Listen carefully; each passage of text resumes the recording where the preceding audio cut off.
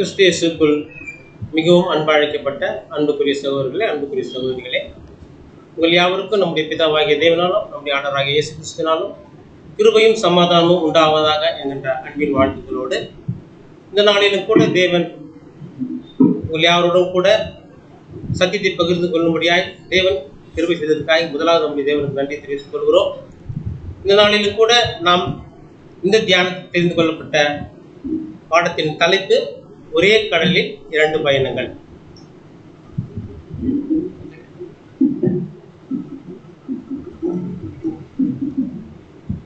ஒரே கடலில் இரண்டு பயணங்கள் இந்த தலைப்பு கீழாக நம்ம சத்தியத்தை நாம் கவனிக்கலாம்.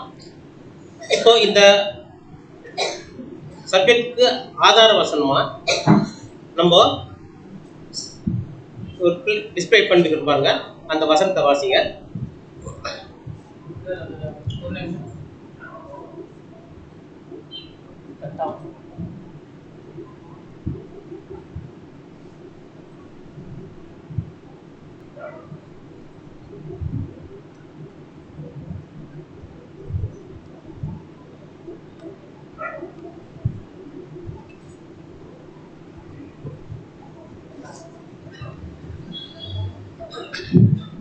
சங்கீதம் 14:11 ஜீவ மார்க்கத்தை எனக்கு தெரியப்படுத்துவீர். உம்முடைய சமூகத்தில் பரிபூர்ண ஆனந்தமும் உம்முடைய வலது பாகத்தில் நித்திய பேரின்பமும் உண்டு. ஜீவ மார்க்கத்தை எனக்கு தெரியப்படுத்துவீர். இந்த பாடத்துடைய ஆதார வசனத்துல ஜீவ மார்க்கத்தை எனக்கு தெரியப்படுத்துவீர்னு சொல்லிக்காரு. அப்படின்னா இந்த சப்ஜெக்டுக்கு ஆதாரமாவே மார்க்கம் அப்படின்ற ஒரு வார்த்தையை நம்ம இந்த வசனத்தில் நம்ம எடுத்துக்கொள்வோம். அதுக்கு அடுத்தபடியே வாசிங்க. உம்முடைய சமூகத்துல பரிபூர்ண ஆனந்தமும் உம்முடைய வலது பாசத்தில் நித்திய பேரின்பமும் உண்டு அப்படின்னு சொல்லி சொல்லப்பட்டது.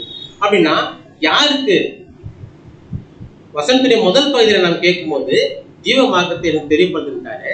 அப்படின்னா அந்த மார்க்கம் இந்த வசனத்துடைய இரண்டாவது பகுதியில் சொல்லும் போது என்னன்னா, உம்முடைய வலது பாசத்தில் நித்திய பேரின்பமும் உம்முடைய சமூகத்துல பரிபூர்ண ஆனந்தமும் உம்முடைய வலது பாசத்தில் நித்திய பேரின்பமும் உண்டு அப்படின்னு சொல்லப்பட்டிருக்குது. அப்படின்னா இந்த வசனம் யாருக்கு சொல்லப்பட்டிருக்குது அப்படின்னு நம்ம பார்க்கும்போது அதுதான் நம்ம வசனத்துல முதல் பகுதியில் பார்த்து பார்த்தீங்களா, ஜீவ மார்க்கத்தை எனக்கு தெரியப்படுத்துவீங்கன்னு சொன்னீங்களா.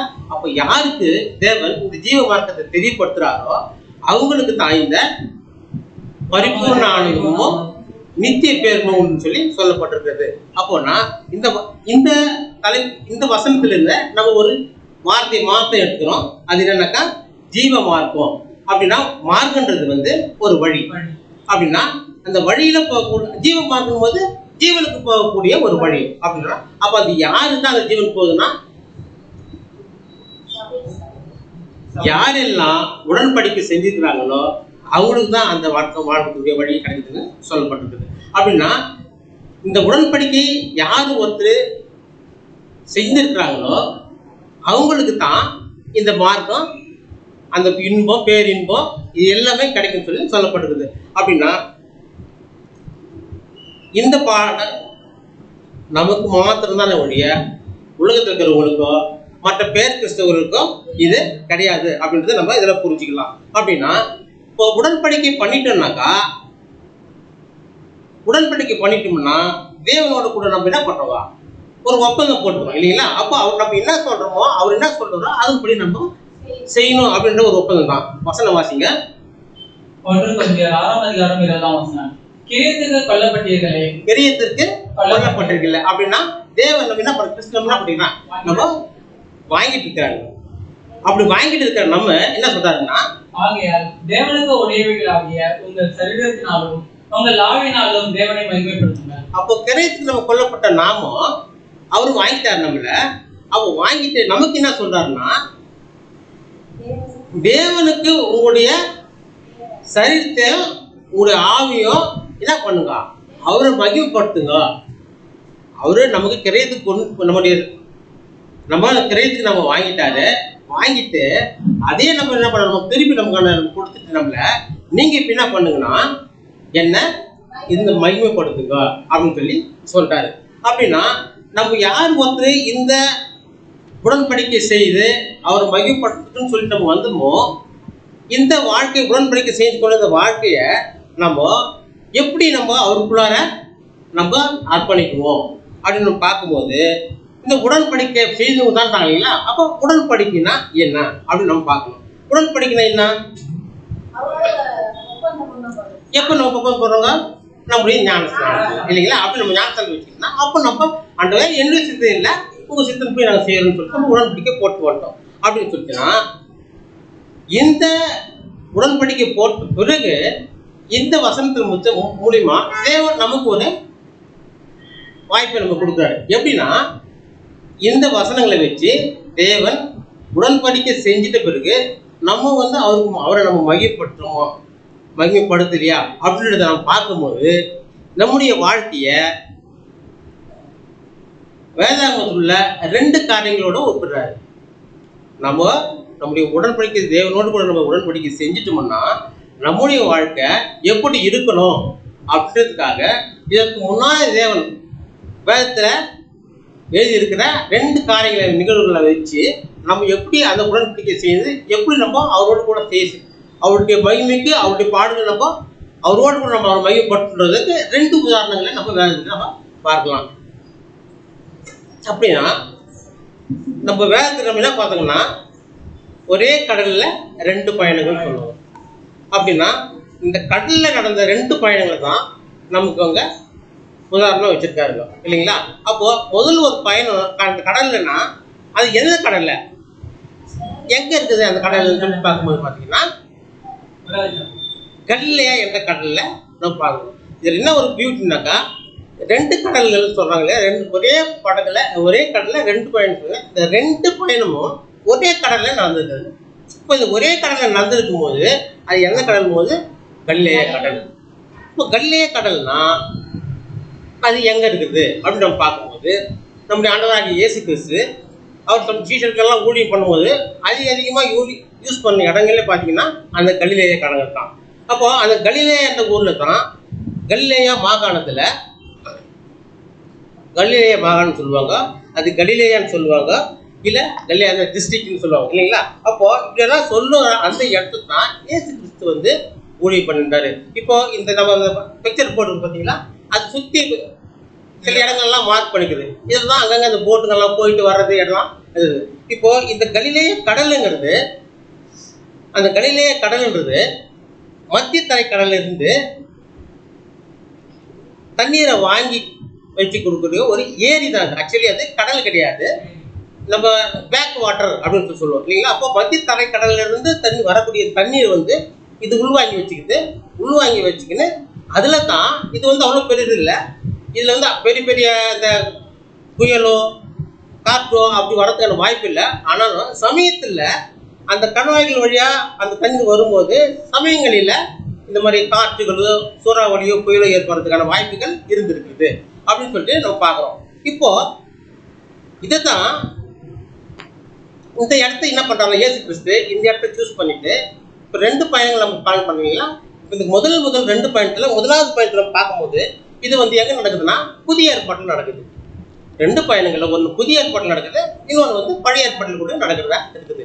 அப்படின்னா இந்த புதிய ஏற்பாட்டில் யாருக்கு எங்கே சொல்லப்பட்டிருக்குதுன்னு நம்ம பார்க்கும்போது நம்முடைய ஆண்டவராகிய இயேசு கிறிஸ்து அந்த கலிலேயால இருக்கும்போது அதிகமாக இந்த இஸ்ரேல் ஜனங்களுக்குள்ளார அந்த ஊழியம் செஞ்சு இருக்கும்போது அங்கே தான் இந்த இடத்துல இந்த கலிலேயில இருக்கிறாருன்னு நம்ம பார்க்குறோம். வசனத்தை வாசிங்க. மார்க்கு 4ஆம் அதிகாரம் 1ஆம் வசனம். அவர் மறுபடியும் கடலோரத்தில் போதகம் பண்ண தொடங்கினார். திரளான ஜனங்கள் அவரிடத்தில் கூடி வந்தபடியால் அவர் கடலிலே நின்ற ஒரு படவில் ஏறி உட்கார்ந்தார். ஜனங்கள் எல்லோரும் கடற்கரையில் நின்றார்கள். அவர் மறுபடியும் கடலோரத்தில் போதகம் பண்ண சொன்னார். இயேசு கிறிஸ்து பார்த்தீங்கன்னா எப்பவுமே பார்த்தீங்கன்னா எங்க போதகம் பண்ணுவார்னா இந்த கடல் ஓரங்களில் தான் போதகம் பண்ணுவார். ஏன் அப்படின்னு நம்ம பேசிக்கே நம்ம பார்த்துருப்போம். அவர் கடல் ஓரத்தில் நின்று அவர் பிரசங்கம் பண்ணும்போது இவருடைய சத்தம் அப்போல்லாம் நமக்கு இருக்கிற இந்த சிஸ்டம்ஸ் எல்லாம் அப்போ கிடையாது. அப்படின்போது இவர் பேசும்போது கடல் பக்கமாக நின்று பேசுவார். ஜனங்க கடலுக்கு ஆப்போசிட்ல நின்று பார்ப்பாங்க. இவர் பேசுகிற இந்த வார்த்தைகள் இந்த கடலுடைய காற்று அடிக்க போட்டு அந்த சத்தம் போய் வெளியே போய் அவங்களுக்கு எல்லாருக்கும் கேட்கும். அதனால எப்பவுமே இவர் பேசும்போது கடல் ஓரத்தில் அதிகமாக இவர் பிரசங்கம் பண்ணுறதுல நம்ம பார்த்தீங்கன்னா கடல் ஓரத்தில் இருக்குவோம். அப்படி பேசிக்கொண்டு இருக்கும்போது ஒரு நாள் 2 விதமான ஊமைகளை அவர்களுக்கு சொல்றாரு. ஜனங்கள் எல்லாரும் ரொம்ப இன்ட்ரெஸ்டா கடல் ஓரத்தில் நின்று அவருடைய போதத்தை கேட்டு இருக்கிறாங்க. ரொம்ப சந்தோஷமா கேட்டு இருக்கிறாங்க. பேசி பேசி ரொம்ப ரொம்ப நேரம் ஆயிடுச்சு. நேரம் ஆனும்போது அங்கே என்ன பேசுறான்னு போது பார்த்தீங்கன்னா 2 விதமான ஊமைகளை பற்றி அங்கே சொல்லப்பட்டிருக்குது. முதலாவது அறுவடை ஊழியை பற்றியும், 2வது கடுகு விதை ஊழி பற்றி அங்கே சொல்லப்பட்டிருக்குது. அறுவடை ஊழியை ஏற்கனவே சொல்லியிருப்பாரு, அதோடைய விளக்கத்தை தான் இங்கே வந்து அங்கே சொல்லியிருக்கிறாரு. கடுகு விதை ஊழி 2 விதமான ஊமைகளை பற்றி இங்கே எக்ஸ்பிளைன் பண்ணியிருப்பாருங்க. பண்ணினே இருக்கும்போது நேரம் கடந்துடுச்சு, பொழுது போயிடுச்சு. உடனே என்ன பண்ணுறாரு, சீஷர்களை கூப்பிட்டு நம்ம அக்கறைக்கு போகலாம் அப்படின்னு சொல்லி சொல்கிறாரு. அக்கறைக்கு போகலான்னு சொல்லும்போது யார்கிட்ட சொல்லியிருப்பாருங்க, சீஷர்கள் கிட்ட. அப்போ அக்கறைக்கு போகலான்னு சொல்லிட்டு சீஷர்கள் கூப்பிட்டு புறப்பட்டு என்ன பண்ணுறாருங்க, ஒரு படகுல ஏறி உட்காராரு அப்படின்னு சொல்லி சொல்லுவாங்க. படகுல ஏறி உட்காருன்னா யார் படகா இருக்காது, நம்ம யார் படகுல ஏறி உட்காந்து முடியுங்களா, முடிக்கிறதுக்கான வாய்ப்பு இல்லை. அப்படின்னா யாரோ இதுக்கு முன்னாலே நம்ம சீஷர்கள் இருந்தாங்க இல்லைங்களா, அவங்க என்ன வேலை செஞ்சாங்க முதல்ல பார்த்தீங்கன்னா மீன் பிடிக்கிற வேலை தான் செஞ்சுட்டாங்க. அப்போ அவங்க யூஸ் பண்ண அந்த படகுல ஒரு படகா இருந்திருக்கலாம் அப்படின்னு சொல்லி ஒரு கருத்தை சொல்லப்படுறது. அப்படின் போது சீஷர்கள் என்ன பண்றாங்க, வாங்க போகலாம்னு சொல்லிட்டு அக்கறையில் போகலான்னு சொல்லி சொன்னதும் இவங்க எல்லாருமே சீஷர்கள் கூப்பிட்டு கடலுக்குள்ள கடந்து போறாங்க. போட்டு கிளம்பிச்சு, அங்கிருந்து பிரயாணம் ஸ்டார்ட் ஆயிடுச்சுங்க இல்லைங்களா. இப்போ ஸ்டார்ட் ஆகிட்டு கடந்து போயினே இருக்குது. இப்போ இவங்க என்ன பண்றாங்க, அக்கறைக்கு கடந்து போறாங்க. போயிட்டே இருக்கும்போது அவர் அங்கே முதல்ல என்ன பண்ணணும், அவர் ஊழியம் பண்ணணும். அப்போ இப்போ கிறிஸ்து என்ன பண்ணுறாரு, அவங்களும் கூட பிரயாணம் பண்ணுறாரு. இப்போ ஏசு கிறிஸ்து என்ன சொல்கிறாரு, நீங்கள் அக்கறை கொண்டு போங்க அப்படின்னு சொல்லு. ஏன்னா ஏற்கனவே இவங்க என்ன பண்ணிக்கிறாங்க, போட்டு ஓட்டிருக்கிறாங்க. அதனால் எங்கள் ஒரு தைரியமாக என்ன சொல்கிறாரு, நீங்கள் கண்டு போட்டு போங்கிறது. என்ன பண்ணுறாரு, ரெஸ்ட் எடுக்கிறாரு. வண்டி கிளம்பி பிரயாணம் பரப்பு போயிட்டுதுங்க, ரெஸ்ட் எடுக்குது. இப்போது ரெஸ்ட் எடுக்கிறாரு, படகு கடலில் போயிட்டு இருக்குது. கொஞ்சம் தூரம் போகுது, ஒரு குறிப்பிட்ட தூரம் வந்தது. இப்போ இந்த படகு பிரயாணம் போகுதுங்க இல்லையா, இந்த பிரயாணம் சரியான திசையில போதா தவறான திசையில போதா? சரியான திசையில போகுது. ஏன்னாக்கா நம்முடைய ஆண்டவராக இயேசு கிறிஸ்து அவர் கூட இருக்கிறாரு. அவர் நீங்க இப்படி போகணும்னு சொல்றாரு, அவங்க அந்த வழியில போறாங்க. அப்ப அது சரியா தான் இருக்கும் அப்படின்னு சொல்லிட்டு நம்ம யோசிக்கிறோம் இல்லைங்களா. அப்போ சரியான திசை தான் போய் நிற்குது. கொஞ்சம் தூரம் போகுது, திடீர்னு என்ன பாத்துங்க, ஒரு பெரிய காற்று வருதுங்க. வசனம் வாசிங்க. 4:38 கப்பலின் பின்னணியத்தில் அவர் தலையணை வைத்து நித்திரையாக இருந்தார். ஓ, அவர் என்ன பண்றாருங்க, தூங்கி இப்போ போட்டு போயிட்டு இருக்குது, ரெஸ்ட் எடுத்துக்கிறாரு, தூங்கிட்டு இருக்காரு. தூங்கிட்டு இருக்கிற நேரத்துல கடல்ல நல்ல கொந்தளிப்பு உருவாகுது. இப்போ ஒரு கேள்வி கேட்கலாங்க. சாதாரணமா ஆண்டவராக இயேசு கிறிஸ்து கூட இருக்கிறாரு, சரியான திசையில் தான் போயின்னுக்கிறாங்க. ஆனாலும் கொந்தளிப்பு அங்க வருது, ஏன் அப்படின்னு ஒரு கேள்வி நம்ம வச்சுக்கலாம் இல்லைங்களா. இப்போ பழகு இந்த கொந்தளிப்புல அமிழக்கூடிய அளவுக்கு போகுது. அப்போ அந்த சூழ்நிலை என்ன பண்றாங்க, சீசர்கள் எல்லாம் ஏற்கனவே போட்டு போட்டுருப்பாங்க இல்லைங்களா. அப்போ அந்த நேரத்துக்கு இந்த சூழ்நிலைகள்லாம் வந்துருக்கு இல்லைங்களா. அப்போ அந்த சூழ்நிலைலாம் இவங்க கண்ட்ரோல் பண்ணியிருப்பாங்க இல்லைங்களா. அப்போ அந்த கண்ட்ரோல் பண்ணிக்கிற அந்த சூழ்நிலையில கூட இப்போ அதே மாதிரி சூழ்நிலை வந்திருக்குது. அப்போ அந்த சூழ்நிலை இப்போ இவங்க கண்ட்ரோல் பண்ணுறதுக்கான வாய்ப்பு இருக்குது. ஆனாலும் ட்ரை பண்ணி பார்க்குறாங்க, கண்ட்ரோல் பண்ண முடியல. ஆனால் ஆண்டவராக இயேசு கிறிஸ்து என்ன பண்ணுகிறாருங்க, தூங்கிட்டே இருக்கிறாருங்க. அப்போ தூங்கிட்டு இருக்கும்போது இவங்களுக்கு ஓடியாடுறாங்க. யாரு, சீஷர்கள் வந்து இன்னும் இயேசு கிறிஸ்து தூங்கிக்கிறாரு, நம்ம செத்து போகிறோமே அப்படின்னு சொல்லிட்டு இயேசு கிறிஸ்து என்ன பண்ணுறாருங்க, இயேசு கிறிஸ்து கிட்ட சீஷருங்க ஓடியாடுறாங்க. வசனத்தை வாசிங்க. 4:37 அப்பொழுது பலத்த சுழற்காற்று உண்டாகி படகு நிரம்பத்தக்கதாக அலைகள் அதன் மேல் போயிற்று. அப்போ இயேசு கிறிஸ்து தூங்கி இருக்கும் போது நிறைய காத்தடிக்குது, இது மூழ்கி போற சூழ்நிலை வருது. சீஷர்கள் எல்லாம் வந்து இங்க என்ன பண்றாங்களாம், மோதுது. அப்போ சீஷர்கள் வந்து என்ன பண்றாங்க, இவரை வந்து எழுப்புறாங்க. எழுப்பும் போது அவர் என்ன சொல்றாருன்னா, வசனத்தை வாசிங்க. இந்த சூழ்நிலை வருது இல்லைங்களா, அவர் இந்த சூழ்நிலை காற்று கொந்தளிப்பு இவங்களெல்லாம் வருது. இந்த கொந்தளிப்பு சாதாரண சூழ்நிலை வந்ததா அல்லது நார்மலா அப்நார்மலா? எப்படி இது தானாக நடந்துச்சா இல்ல திட்டமிட்டு நடந்துச்சா? திட்டமிட்டு நடந்தது. அப்ப பார்க்கலாம் இது தப்பு கரெக்டாங்களா, மாற்றக்கூடாது அப்படின்னு பார்க்கலாம். திட்டமிட்டு தான் சாதாரணமா நடந்தது. சரி, அப்பதான் உடனே என்ன பண்றாங்க, அமைஞ்சு போது நாங்கள் செத்து போகிறோமே, இந்த சூழ்நிலை இருக்கிறோமே, நீங்கள் தூங்கிக்கிறீங்களேன்னு சொல்லிட்டு என்ன பண்ணுறாங்க, சீஷர்கள் வந்து இவங்களை வந்து இயேசு கிறிஸ்து வந்து எழுப்புறாங்க. வசனம் வாசிங்க. மார்க்கு 4:38 கப்பலின் பின்னணியத்தில் அவர் தலையினை வைத்து நித்திரையாய் இருந்தார். அவர்கள் அவர் எழுப்பி, போதகரே, நாங்கள் மடிந்து போகிறது உமக்கு கவலை இல்லையா என்றார்கள். அப்போ இயேசு கிறிஸ்து என்ன சொல்றாருன்னா, இவங்க சீஷர்கள் என்ன சொல்றாங்கன்னா, ஆண்டவரே, நாங்கள் ரொம்ப கஷ்டப்பட்டுக்கிறோம், போராடுறோம், நாங்கள் செத்து போற சூழ்நிலை இருக்கிறோமே, நீங்க தூங்கிக்கிறீங்களே, எங்களை பத்தி உங்களுக்கு கவலையே இல்லையா? ஏற்கனவே எத்தனையோ பேர் நீங்க செத்து போனாலும் உயிரோட எழுப்பிக்கிறீங்க, நாங்கள் உயிரோட சாவர கண்டிஷன்ல போயிருக்கிறீமே, உங்களுக்கு கவலை இல்லாத நிம்மதியா தூங்கி நிற்கிறீங்களே அப்படின்னு சொல்லிட்டு இயேசு கிறிஸ்து வந்து இவங்க எழுப்புறாங்க. அப்போ எழுப்பும் போது உடனே எழுந்து பார்க்குறாரு. இயேசு கிறிஸ்து என்ன பண்றாரு பாருங்க. வந்து எழுந்துதான் 39 அவர் எழுந்து காற்றை அதட்டி கடலை பார்த்து, இறையாதே, அமைதலாய் இரு என்றார்.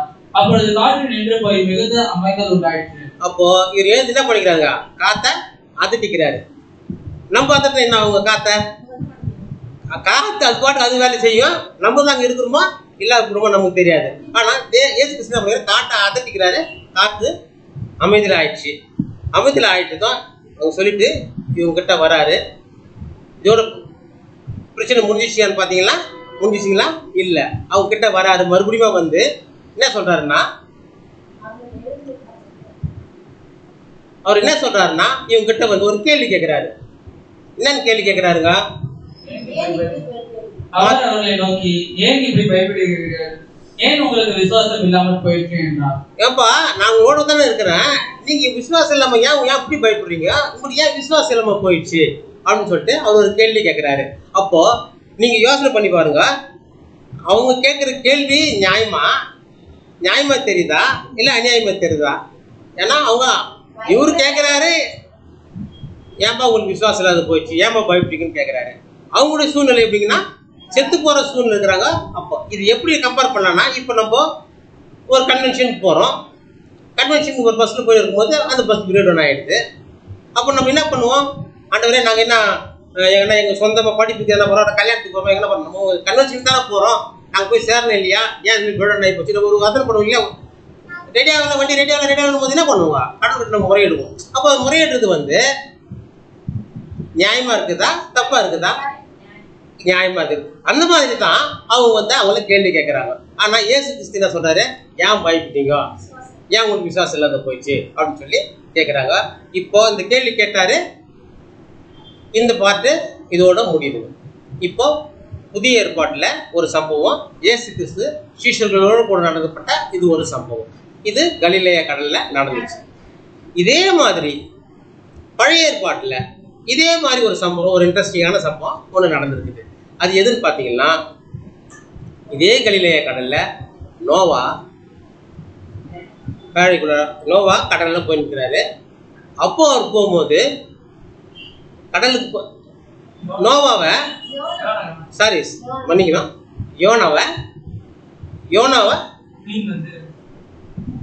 யோனாவுக்கு ஆண்டவராக தேவனுக்கு தெரியுமா தெரியாதுங்களா? அப்போ தேவனுக்கு யோனாவை தெரியுமா தெரியாதுங்களா?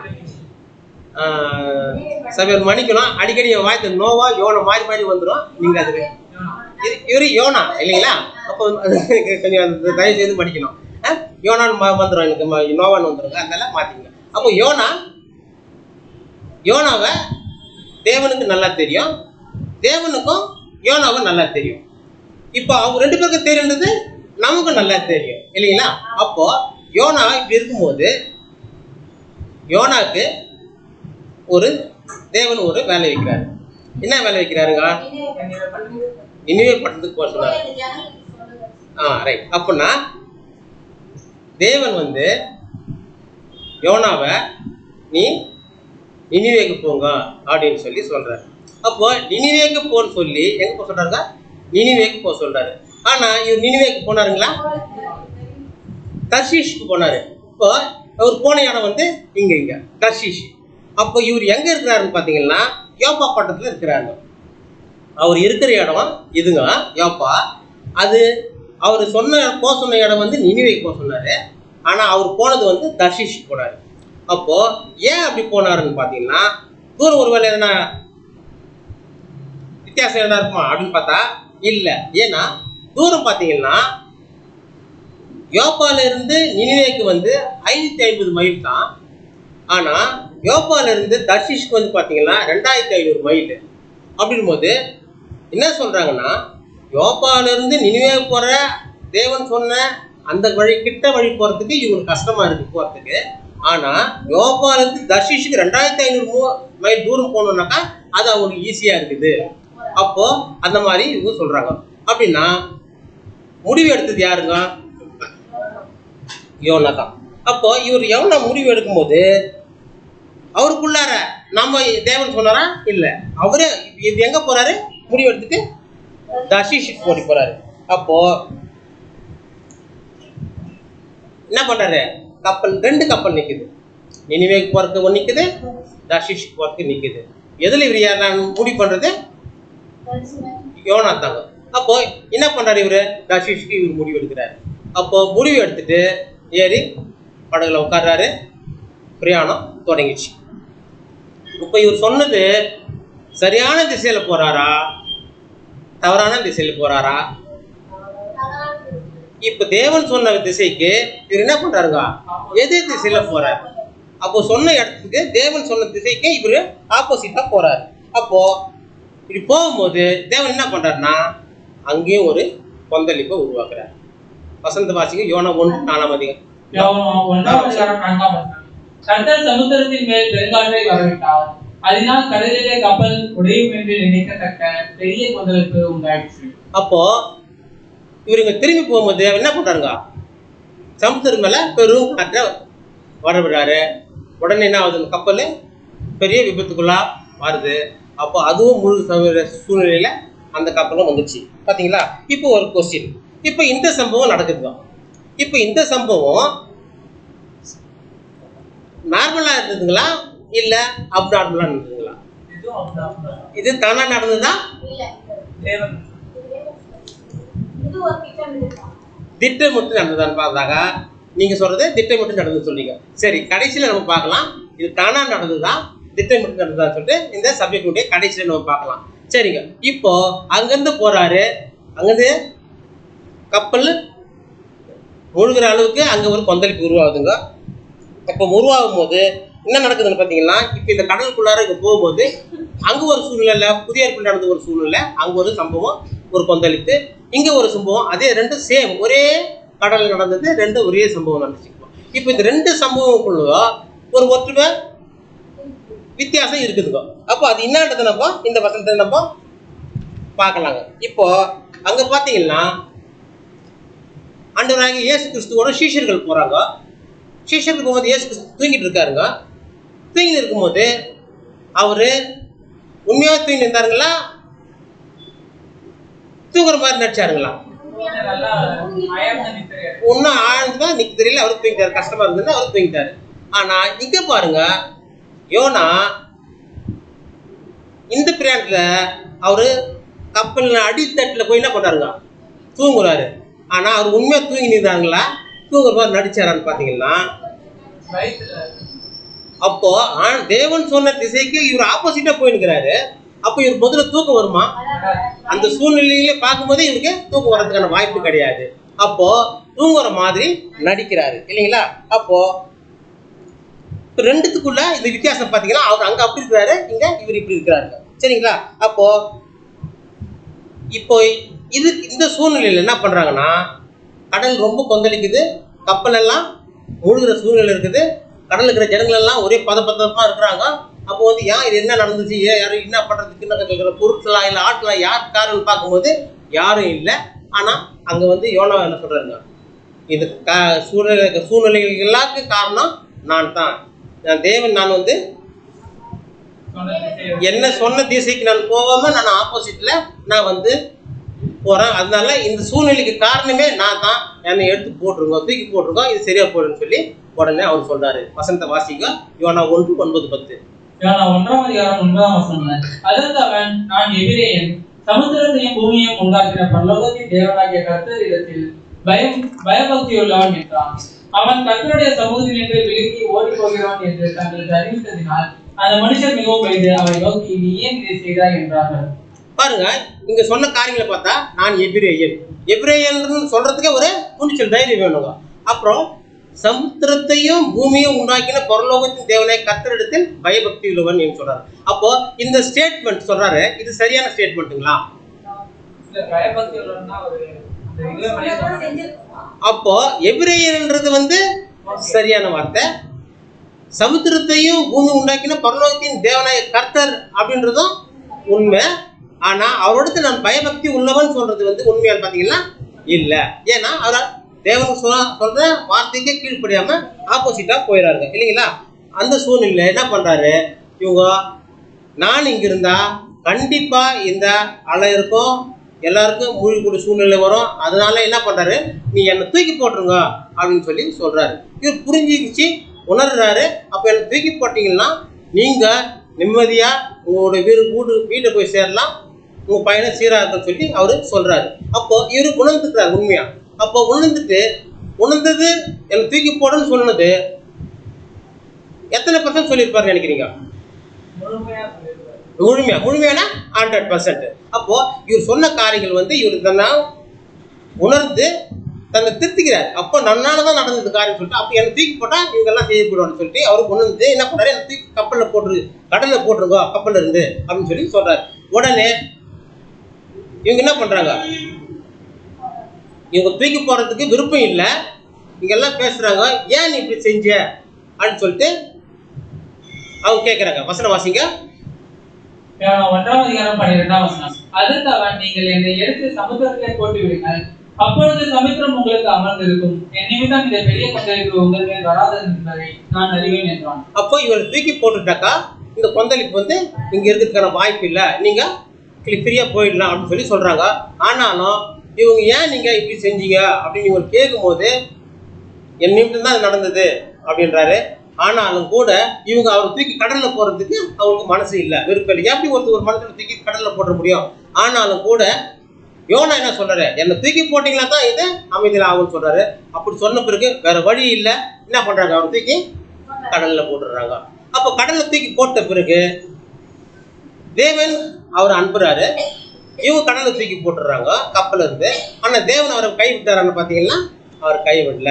அவர் என்ன பண்றாரு, உடனே ஒரு புதிய கப்பலை அனுப்புறாரு இல்லைங்களா? அப்போ வசனம் வாசிங்க. யோனாவை எடுத்து சமுத்திரத்திலே போட்டு விட்டார்கள், சமுத்திரம் தன் பொங்கலத்தை விட்டு அமர்ந்தது. அப்படின்னா சமுத்திரம் இவங்க கடல்ல இருக்கிற இவங்க பிரயாணம் பண்றது, அந்த கப்பல் ஓகே ஆயிடுச்சு. இவருக்கு வேற கப்பல் கொடுக்குறாரு. இவர் என்ன பண்றாங்க, இவர் தூக்கி கப்பல்ல போட்டுறாங்க. இப்போ தேவன் கொடுக்குற கப்பல், இப்போ இந்த கப்பல் சாதாரண கப்பல்.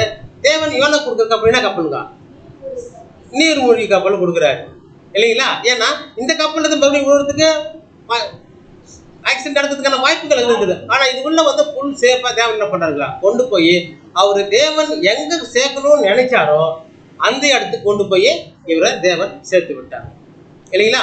அப்போ நாம் நினைக்கிற நினைவுகள் இல்லை, ஆனா தேவன் நமக்கு தவறி போகிற பட்சத்தில் கூட தேவன் அவர் என்ன பண்றாரு, திருத்தி கொண்டு அவர் எங்க நிக்கணுமோ எங்க சேரணுமோ அந்த இடத்துக்கு கொண்டு சேர்த்துட்டாரு இல்லைங்களா?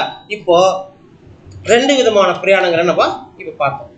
புதிய ஏற்பாட்டு ஒன்று பார்த்தோம், பழைய ஏற்பாட்டு 2 பிரயாணங்கள். இப்போ இந்த 2 பிரயாணங்களும் இதுக்குள்ள ஒற்றுமை வேற்றுமையில நம்ம பார்க்கலாம். 2 பிரயாணம் நினைச்சிங்களா, ஒன்று பழைய ஏற்பாட்டுல, இன்னொன்னு புதிய ஏற்பாட்டுல நினைச்சுக்க. இப்போ புதிய ஏற்பாட்டுல பாத்தீங்கன்னா, புதிய ஏற்பாட்டுல போகும்போது புதிய ஏற்பாட்டுல யாரோட கூட போனாங்க, கிறிஸ்துவும் சீஷர்களும் போனாங்க. கிறிஸ்து சொன்ன வழியில அவங்க போனாங்க. அது என்ன வழி? அப்போ அது சரியான வழி. ஆனா பழைய ஏற்பாட்டுல யோனாவுக்கு தேவன் சொன்ன வழியில போனாரா? போல. அப்போ அது என்ன வழிங்க?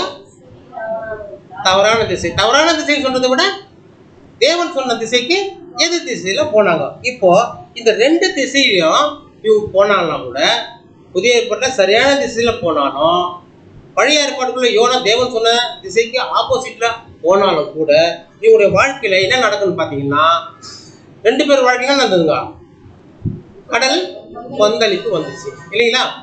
சரியான திசையில போனாலும் தவறான திசையில போனாலும் கடல் கொந்தளிப்பு வரும். அப்படின்னா இந்த ஸ்லைடு உங்களுக்கு புரியுதா? புதிய ஏற்பாட்டுல சீஷர்களோட கூட சரியான திசையில போனாங்க. அப்பவும் கூட அவங்களுக்குள்ளார கொந்தளிப்பு வந்துச்சு.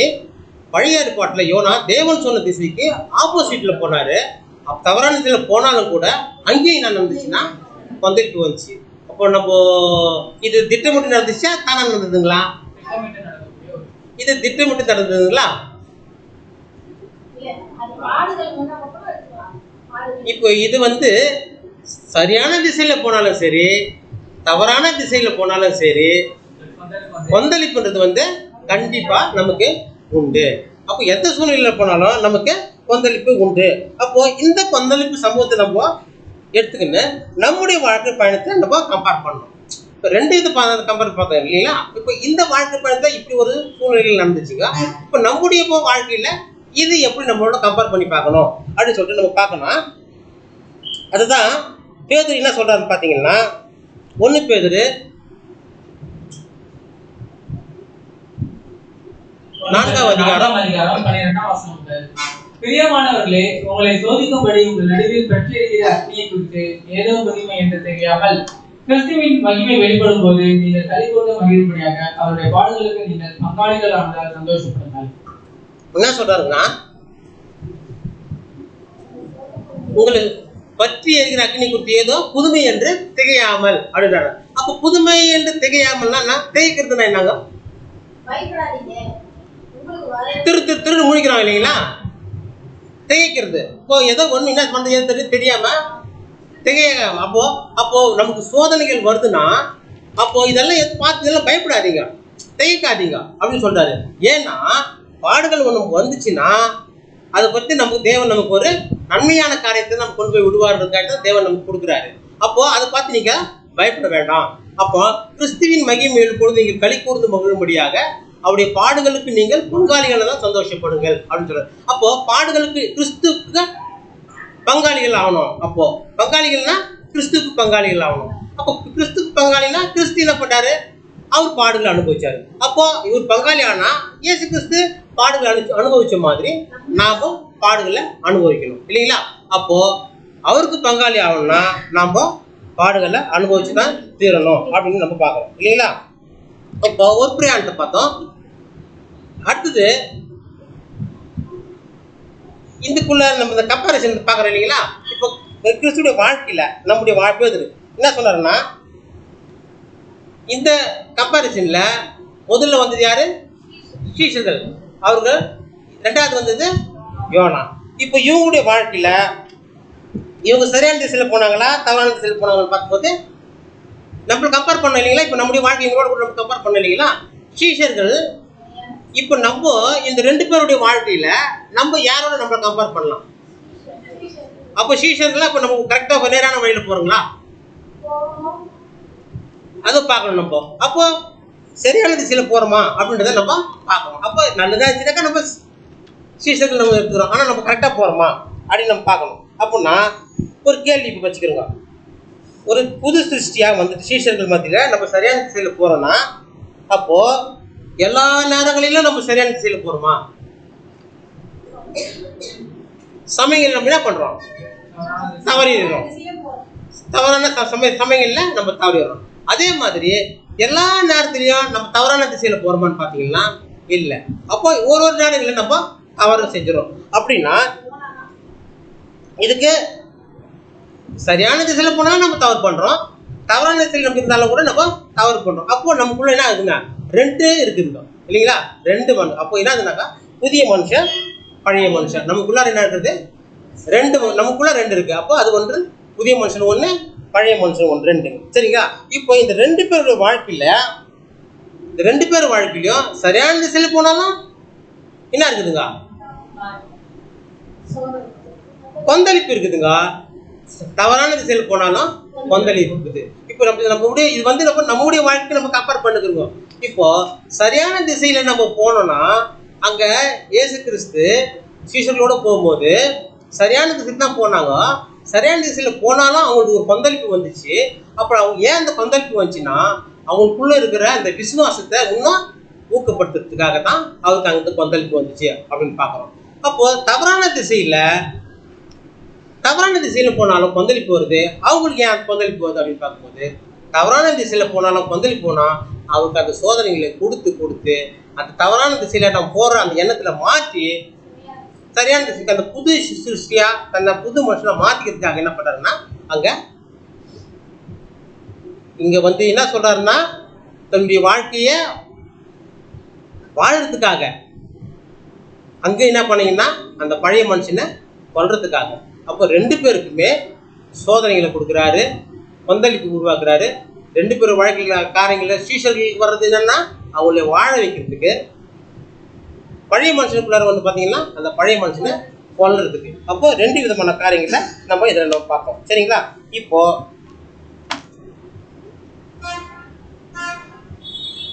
இது உங்களுக்கு புரிச்சு இல்லைங்களா? 2 மறுபடியும் சொல்ல தேவை இல்லைங்களா? ஓகே. இப்போ 2வது பாருங்க, சங்கீதங்களின் புஸ்தகம்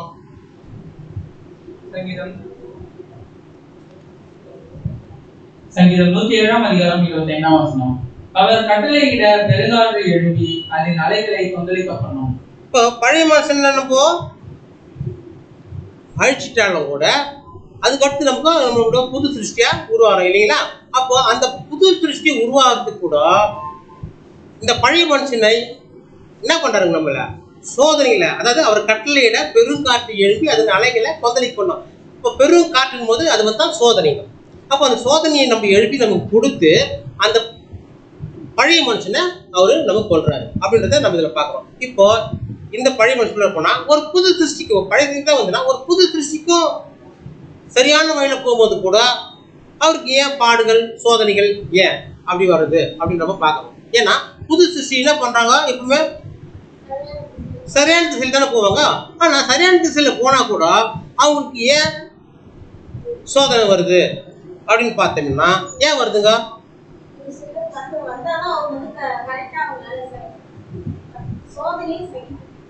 சோதனை சகிக்கிற மனுஷன் பாக்கியவான். ரைட்டுங்க, சரிங்க. இப்போ சரியான திசையில போனா கூட அவங்களுக்கு சோதனைகள் வருது.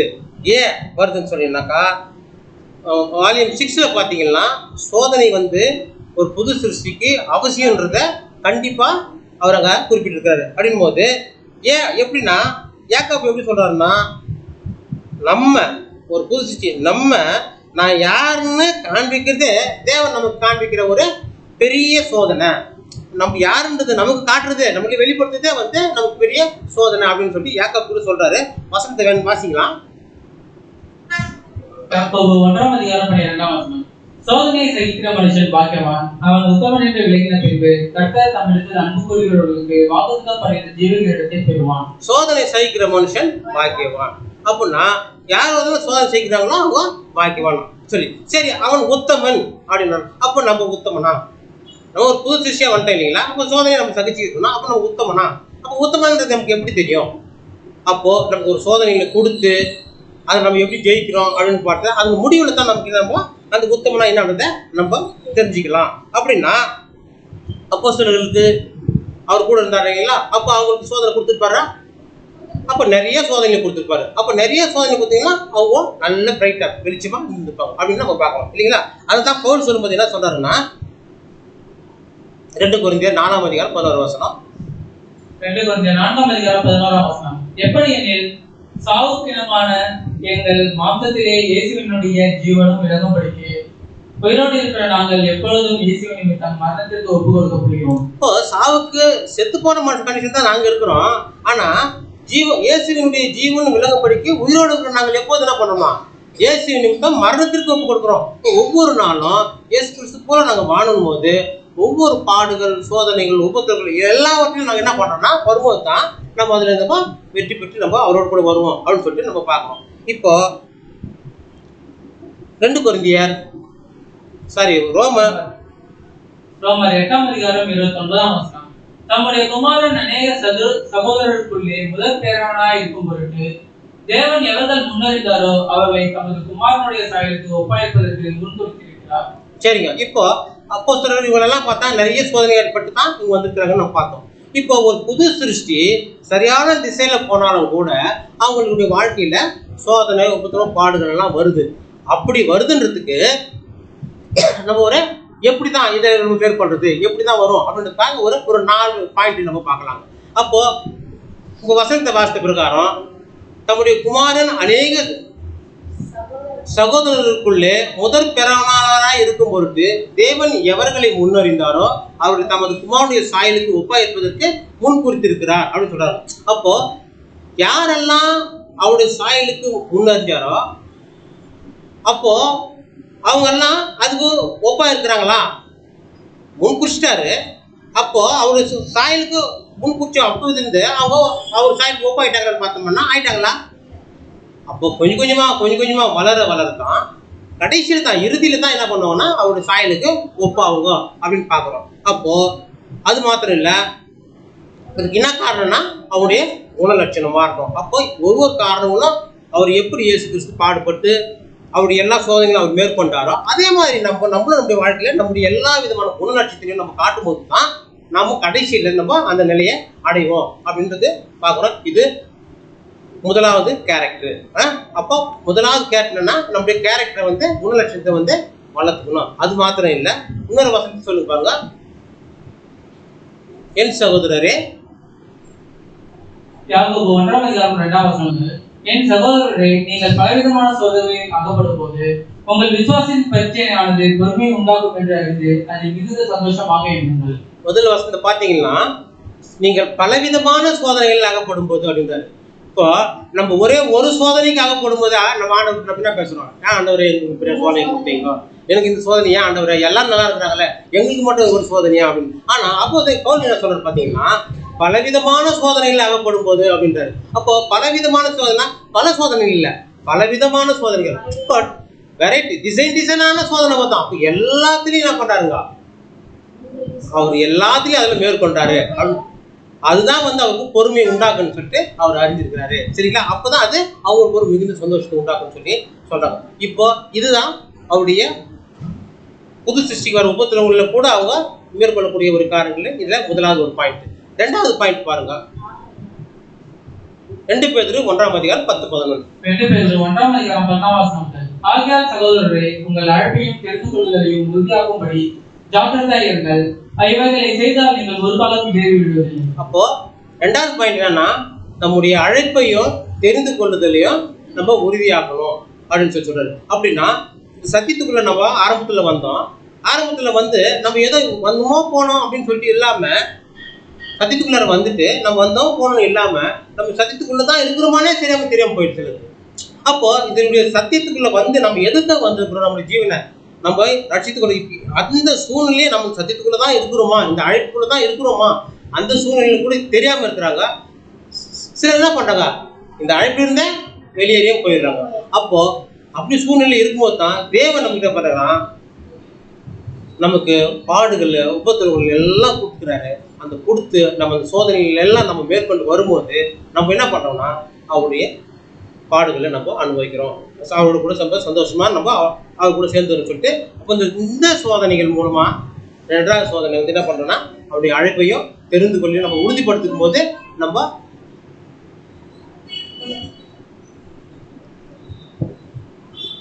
அடுத்து பாருங்க யோவான் 15:2 எங்கள் கனி கொடாது இருக்கிற கொடி எதுவோ அதை அவன் அறுத்து போடுகிறார், கனி கொடுக்கிற கொடி எதுவோ அது அதிக கனிகளை கொடுக்கும்படி அதை சுத்தம் செய்கிறார். இங்க பாருங்க 2 விதமான காரியங்கள் சொல்றாரு. ஒண்ணு அறுத்து போடுகிறார், இன்னொன்னு அதிக கனிகளை கொடுக்கும்படி சுத்தம் பண்றாரு. முதல்ல என்ன சொல்றாருன்னா அறுத்து போடுகிறார். அறுத்து போடுகிறாருன்னா என்ன பண்றாருன்னா அறுத்து போடுறது அது நமக்கு தேவையே கிடையாது, அது நமக்கு இது என்ன பண்ணானா அது நமக்கு பலன் கொடுக்க போறது இல்லை அப்படின்னு சொல்லிட்டு இதன் நஷ்டத்தை தான் உருவாக்கணும்னு சொல்லிட்டு என்ன பண்றாருன்னா அதை அறுத்து போடுறாரு. ரெண்டாவது பார்த்தீங்கன்னா அது அதிக கனிகளை கொடுக்கும்படி அதை சுத்தம் பண்றாரு அப்படின்னு. அப்போ கட் பண்றாரு, ஆனா கட் பண்றது ஒண்ணு, ரெண்டாவது கட் பண்றாரு ஆனா அதை சுத்தம் பண்றாரு. அப்படின்னா அதுதான் நம்முடைய வாழ்க்கையில கம்பேர் பண்ணும்போது அந்த கட் பண்ணி சுத்தம் பண்றதுக்கு என்ன சொல்றது, ப்ரூனிங் வார்த்தை தான் சொல்றாங்க இல்லைங்களா? அப்போ அதை கட் பண்ணி அதுதான் நம்ம படத்துல பாக்குற மாதிரி கட் பண்றது சிசர் இல்லைங்களா?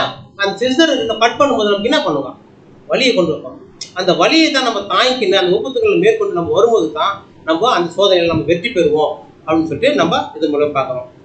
இது வந்து நமக்கு இது மூன்றாவது என்ன பண்ணோம்? அப்போ நம்ம சாதாரணமாக நம்ம பணிகளை கொடுத்தாலும் கூட நம்ம ஒரு மனுஷன் தண்ணிகளை கொடுத்தாலும் கூட சாணா விடுறது இல்லை. அவரு இன்னும் அதிகமான கனிகளை கொடுக்கணும்னு சொல்லிட்டு என்ன பண்றாரு? தேவன் நம்மளை கட் பண்ணி சுத்தம் பண்ணி நம்ம பண்றாரு. அப்போ அதிக கனிகளை கொடுக்கும்படி நம்ம பண்ணணும்னு சொல்லிட்டு இது 3வது பாயிண்ட். அப்போ 4வது பாயிண்ட் என்ன நினைக்கிறீங்க? வசனம் பார்த்தீங்க. மற்றவர்களுக்கு பிரசங்கம் பண்ணுகிற நான் தானே ஆகாதமாய் போவதற்கு என் சரீரத்தை ஒடுக்கி கீழ்படுத்துகிறேன். கடைசி வார்த்தை என் சரீரத்தை ஒடுக்கி கீழ்படுத்துகிறேன். அப்போ என்னவா இருக்கும்? அதுங்க என் சரீரத்தை ஒடுக்கி கீழ்படுத்துகிறேன். அப்போ நம்முடைய வாழ்க்கையில ஒரு புதிய சிருஷ்டி ஒரு சரியான வழியில போனா கூட அவர் பாடுகள் உபத்துல வருது. என்ன காரணம்னா நம்முடைய சரீரத்தை ஒடுக்கி இப்ப என்ன பண்ணோம்னா அந்த பழைய மனுஷனை கொல்லணும், பழைய மாம்சத்தை நம்ம கொல்லணும் அப்படின்னு சொல்லி நம்ம இதை பார்க்குறோம். அப்படின்னா எந்த சூழ்நிலை அந்த சோதனைகள்லாம் எப்படி வருதுன்னு பார்த்தீங்கன்னா சோதனை மூலம் தான் வரும். அப்போ சோதனை மூலம் வரும் போது விஷயத்துல வந்து இப்போ 4 விஷயங்கள் நம்ம பார்ப்போம் இல்லைங்களா? இது 4வது பாயிண்ட்டுக்கு இல்லைங்களா? பழைய மனுஷனை நம்ம கொல்லணும். ஒரு புது சிருஷ்டி மறுபடியும் வளரணும்னாக்கா அந்த நமக்குள்ள இருக்கிற அந்த பழைய மனுஷனை நம்ம கொல்லணும். அப்போ இந்த 4 விஷயங்களும் முதல்ல என்னென்ன பார்த்தோம்? நம்ம ஃபர்ஸ்ட் விஷயம் குணலட்சணம், கேரக்டர் டெவலப்மெண்ட் பார்த்தோம். 2வது என்ன பார்த்தோங்க? அழைப்பையும் தெரிந்து கொள்வதிலையும் நம்ம உறுதிப்படுத்தணும் அப்படின்னு பார்த்தோம். 3வது என்ன பார்த்தோங்க? அதிக கனிகளை கொடுக்கணும்னு சொல்லி சொன்னாரு. 4வது நம்ம பழைய மனுஷனை கொல்லணும். அப்போ இந்த 4 விதமான காரியங்களையும் நம்ம செஞ்சு முடிக்கும் போது என்ன ஆயிடுவாங்க? ஒருத்தர் கிறிஸ்துவ கடைசியில கிறிஸ்துவா மாறிடுவாங்க. அப்போ அப்படின்னா இந்த 4 விதமான காரியங்களையும் யார் ஒருத்தர் சொல்றாங்க செஞ்சு முடிக்கிறாங்களோ அவங்க வந்து கிறிஸ்துவா மாறிடுவாங்க. வசனம் வாசிங்க.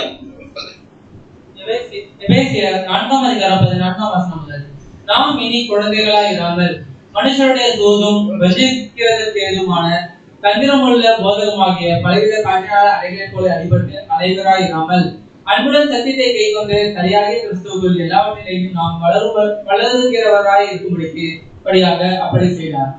பாருங்க, காற்றினால அலைகளை போல அடிபட்டு அலைகள்லாம் இதாமல் அப்படின்னா இப்போ நம்முடைய சோதனைகள் நமக்கு ஒரு புது சிருஷ்டிக்கு நமக்கு கொடுக்குறாருன்னா அப்போ அந்த காற்றுனாக்கா நம்ம என்ன சொல்ல பார்த்தோம்னா சோதனைகள் இல்லைங்க. அப்போ அந்த சோதனைகளுக்கு அந்த காற்று வரும்பொழுது நம்ம ஸ்டெடியா நிற்கணும் இல்லைங்களா? அப்போ நம்ம ஸ்டெடியா நிற்கும்போது தான் வருகிற உபத்திரவங்கள் இது எல்லாவற்றிலையும் நம்ம பலம் அடிஞ்சு நிற்கும். அப்போ என்ன நினைப்பார் ஆண்டவர்? என்னுடைய மகன் எப்படிப்பட்ட சோதனைகள் வந்தாலும் எப்படிப்பட்ட சூழ்நிலைகள் வந்தாலும் அவன் ஸ்டெடியா நிற்பான் அப்படின்ற ஒரு சூழ்நிலை அவருக்கு ஆட்டோமேட்டிக் வரும். அப்படிப்பட்ட சூழ்நிலையில அப்போ இவர் நமக்கு பலம் அடைய கொடுக்க சொல்லி செய்றாரு. அப்போ ஒன்று மாத்திரமானு பார்த்தீங்கன்னா தலையாகிய கிறிஸ்துவுக்குள் எல்லாவற்றிலும் நான் வளர்ந்துள்ளா இருக்கும்படியாக அப்படின்னாக்கா எல்லாவற்றிலும்னாக்கா கிறிஸ்துவுக்குள் வளர்ந்துள்ளா சொல்லிக்கிறாருங்களா எல்லாவற்றிலும். அப்போ இயேசு கிறிஸ்து தன்னுடைய வாழ்க்கையில என்னென்ன குணலட்சணத்தோட அவர் அனுபவிச்சாரோ பாடுகளை சந்திச்சாரோ அந்த மாதிரி இருக்கிற எல்லா காரியங்களிலும் நாம பங்கு பண்ணணும். அப்போதான் நம்ம சூழ்நிலை வருவோம். அப்போ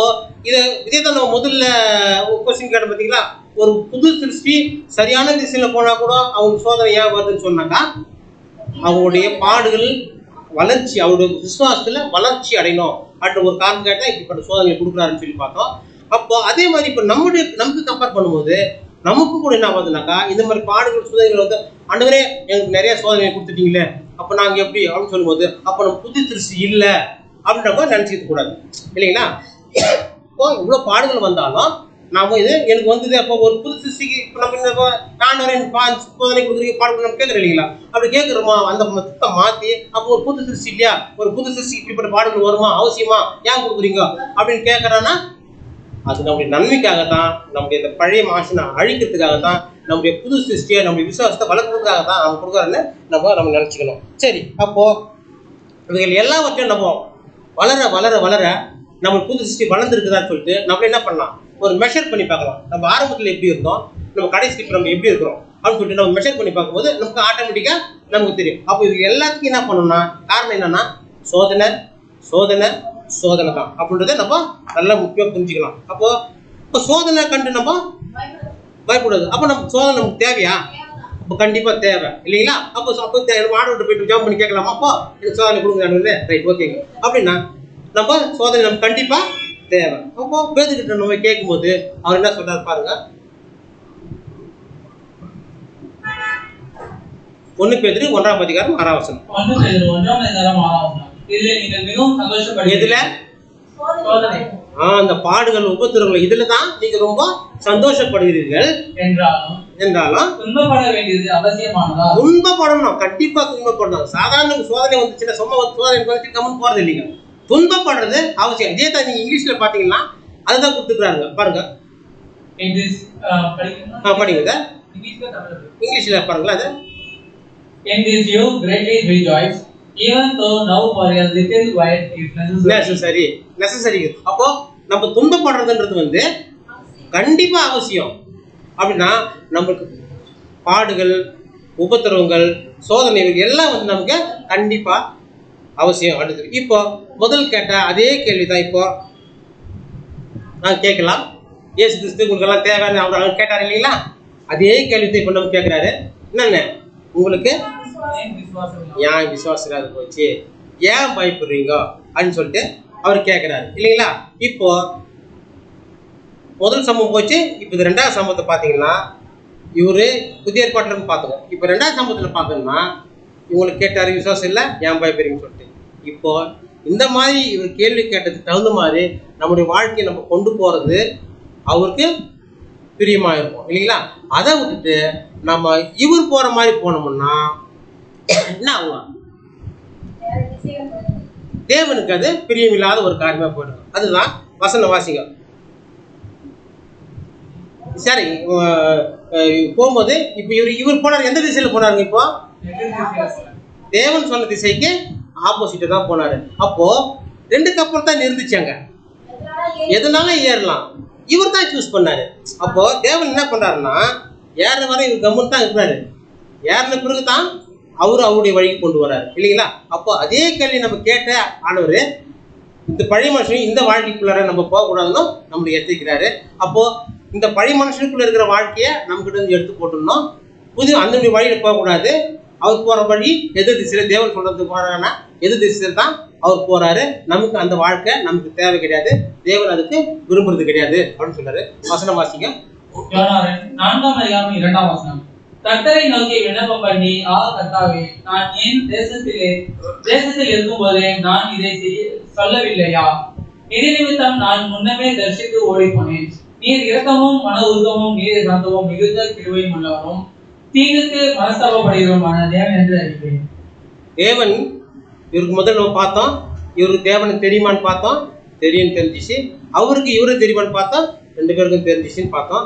ஆனாலும் கூட என்ன சொல்றாங்கன்னா இவருக்கு தெரிஞ்சதுக்கான வாய்ப்பு இருக்காதா அப்படின்னு சொல்லி இவர் ஒரு கேள்வி பாடப்பட்டா இவரே வந்து என்ன பண்றாரு, விட்னஸ் பண்றாரு. எனக்கு என்ன சொல்றாரு, கடைசி வார்த்தை என்ன பாருங்க, நான் தேவன் என்று அறிவேன். நீர் தீங்குக்கு மனஸ்தாபப்படுவதுமான தேவன் என்று அறிவேன். இவரே விட்னஸ் பண்றாரு, எனக்கு தேவனை நல்லா தெரியும் அப்படின்னு சொல்லிட்டு. அப்போ எந்த சூழ்நிலையும் தேவன் வந்து இவரை போக சொன்னா எல்லாம் தெரிஞ்சுக்கினே கூட தேவன் சொன்ன திசைக்கு என்ன பண்றாரு, ஆப்போசிட்டா எது திசையில போறாரு. அப்போ இவரு தான் என்ன பண்ணிக்கிறாங்க, தன்னுடைய வாழ்க்கையை இவர் தான் செலக்ஷன் பண்றாரு இல்லைங்களா? அப்போ மனுஷன் புதிய மனுஷன் சரியான திசையில போனா இவர் என்ன பண்றாருங்க, பழைய மனுஷன் என்ன பண்றாரு, இவரு எதிர் திசையில தான் போறாரு. அப்ப நம்ம பார்த்தது அந்த கம்பாரிசன்ல புதிய மனுஷன் சரியான திசையில போனாலும் கூட இங்க என்ன வருதுங்கன்னா முக்கிய கொந்தளிப்பு தான் வருது இல்லைங்களா? அப்போ பாருங்க, இப்போ 2 கப்பல் நிக்குது. இதுல ஏறலாமா அதுல ஏறலாமா, இவருக்கு ஒரு போராட்டம் வந்துருக்குமா இருக்காதுங்களா? இப்போ அந்த போராட்டம் வந்து நம்முடைய வாழ்க்கையில வருமா இல்லையான்றதை நம்ம கம்பேர் பண்ணி பார்க்கணும். அப்போ அவருக்கு நமக்கு இது நிழல் மாதிரி தான் நம்ம எடுத்துக்கலாம் இல்லைங்களா? ஏன்னா ஒவ்வொரு 2 பயன்கள் வந்து நமக்கு இது படத்தை சொல்லி கொடுக்குறாரு. அப்படின் போது இந்த வாழ்க்கை பழைய மனுஷக்குள்ளார நமக்கும் இந்த போராட்டம் நமக்கு கண்டிப்பா இருக்கும் அப்படின்னு சொல்றாரு. இப்போ இவரு நம்ம கூட ஒரு போட்ல போறோம், ஒரு ட்ரெயின்ல போறோம், இதே மாதிரி சூழ்நிலை நமக்கு வருது இல்லைங்களா? இப்போ நமக்கு அந்த சூழ்நிலை வருது. அப்போ நமக்கும் போராட்டங்கள் உண்டு இல்லைங்களா? அப்போ நம்ம சரியான திசையில போறோமா தவறான திசையில போறோமா அப்படின்றத நம்ம சூஸ் பண்ணிக்கணும். இப்போ ஒண்ணு இல்லைங்க, நம்ம கூட இப்போ சப்ஜெக்ட் நடக்குது, ஜூம்ல கேட்கிறோம், நம்ம சரியான போறோமா தவறா போறோம்னா நம்ம ஜூம்ல உட்காந்து நம்ம யாரும் பார்க்க போறது இல்லை.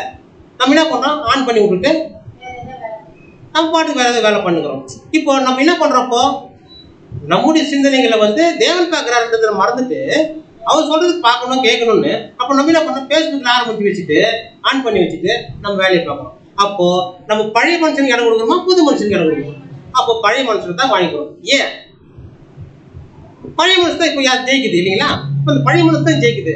ஏன் அந்த பழைய மனுஷன் ஜெயிக்குதுன்னு பார்க்கும்போது இப்போ 2 பேர் எடுத்துக்கலாம். ஒரு பலசாலி ஒருத்தர் எடுத்துக்கலாம், ஒரு பலவீனமான ஒருத்தர். இப்போ அவர் ரெண்டுத்துல யார் ஜெயிப்பாங்கன்னு பாத்தீங்கன்னா, யார் ஜெயிப்பாங்க? பலவான் தான் ஜெயிப்பாங்க. அப்போ எப்ப பார்த்தாலும் பலவான் தான் ஜெயிக்குவாங்க. அப்போ பலசாலி பலவீனமான தோத்து போயிடுவோம். அப்போ இந்த பலவான் இங்க புது சிஷ்ய இது பழைய மனுஷனுக்கு எடுத்துன்னா, பலவீனமா இருக்கிற புது சிஷ்யம் எடுத்துன்னா எப்ப பார்த்தாலும் ட்ரை பண்ணுது, நான் ஜெயிக்கணும் ட்ரை பண்ணுது. ஆனா முடியல, ஆனாலும் விடல சொல்லு. அப்போ எப்படிதான் ஜெயிக்கிறது அப்படின்னு நான் பார்க்கும்போது வசனம் வாசிங்க. மாம்சம் ஆவிக்கு விரோதமாகவும் ஆவி மாம்சத்துக்கு விரோதமாகவும் இச்சிக்கிறது. நீங்கள் செய்ய வேண்டும் என்று இருக்கிறவைகளை செய்யாதபடிக்கு இவைகள் ஒன்றுக்கொன்று விரோதமாக இருக்கிறது. அவர் போய் கேட்டாக்கா அவருக்கு இதே பிரச்சனை இருக்குதுன்றாரு. இதுக்கு ஒண்ணுக்கு ஒண்ணு வித்தியாசமா இருக்குது, விரோதமா இருக்குது, என்னால பண்ண முடியல அப்படின்னு சொல்லி கேட்கிறாரு. அப்படின்னா இந்த சூழ்நிலையில நம்ம பலவீனமா இருக்கிறது அந்த புது சிருஷ்டி பலமுள்ள பழைய மனுஷனை ஜெயிக்கணும்னா யார் தான் எனக்கு ஹெல்ப் பண்ணுவாங்க?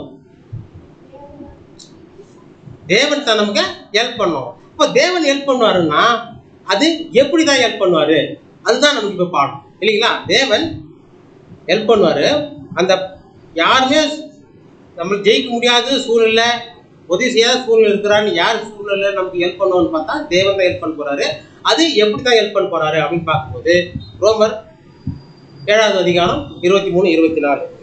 ரோமர் 7ஆம் அதிகாரம் 23ஆம் வசனம். ஆகிலும் என் மனதின் பிரமாணத்துக்கு விரோதமாய் போராடுகிற வேறொரு பிரமாணத்தை என் அவயங்களில் இருக்க காண்கிறேன். அது என் அவயங்களில் உண்டாயிருக்கிற பாவ பிரமாணத்துக்கு என்னை சிறையாக்கி கொள்ளுகிறது. நிர்பந்தமான மனுஷன் நான், இந்த மரண சரீரத்தில் நின்று யார் என்னை விடுதலை ஆக்குவார்? அவர்கிட்ட போய் கேட்டா அவரும் அதே பதில் கேட்க நம்ம கிட்ட சொல்றாரு. நிர்பந்தமான மனுஷன் நானு, இந்த மரண சரீரத்தில் நின்று என்னை யார் விடுதலை பண்ணுவார்? நம்ம அவர்கிட்ட போய் கேட்டா அவரு நம்ம கிட்ட திருப்பி கேட்கறதுக்கு மாதிரி இருக்கு. இப்போ நானே எனக்குள்ளவே 2 இருக்குது, ஒரு புதிய மனுஷன் ஒரு பழைய மனுஷன் இருக்குது. இப்போ நிர்பந்தமா இருக்கிறேன், இது இந்த 2 பேருக்குள்ளார நான் ஜெயிக்குதுன்னா யார் என்ன விடுதலை பண்ணுவாங்க அப்படின்னு பண்ணா அதுவும் என்ன சொல்றாரு, அதே கடவுள் தான், கடவுள் நம்மள தேவன் தான் நம்மளை விடுதலை பண்ணுவாரு. அவர் எப்படி பண்ணுவாருன்னா முதல்ல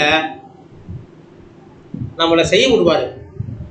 நம்ம எந்த காரியத்தை நம்ம செய்யணும்னு நினைக்கிறோமோ அந்த காரியத்தை முதலாவது நம்மளை செய்ய வைக்குவாரு. ஏன்னா அவர் சொன்ன காரியத்தை நம்ம செய்யல, பழைய மனுஷன் செய்யற அவங்களுடைய சுவாசம் படித்தான் செய்யறாங்க. அப்போ என்ன செய்ய விட்டுருவாரு.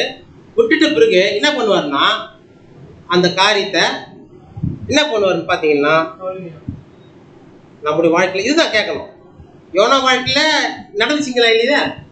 யோனா வாழ்க்கையில் நடந்துச்சு. நீ இப்படி போன்னு சொன்னாரு, அவர் போல விட்டுட்டாரு. ஆனா கடைசியில் அவர் கொண்டு வந்துட்டாரு. என்ன பண்ணாருன்னா முதல்ல என்ன பண்ணாரு, அவர் திருப்பி கொண்டு வரதுக்கு என்ன பண்ணாருங்க, முதல்ல கொந்தளிப்பு உருவாக்குனாரு. கொந்தளிப்பு உருவாக்குனதும் என்னாச்சு, அவர் தூக்கி போட்டாங்க, கடல்ல தூக்கி போட்டாங்க. மீன் வயிற்றுக்குள்ளார வந்துச்சு. தேவன் எங்க சொன்னாரோ அந்த இடத்துக்கு ஆட்டோமேட்டிக்கா அவர் வந்துட்டார் இல்லைங்களா? அப்போ தேவன் என்ன சொல்றாரோ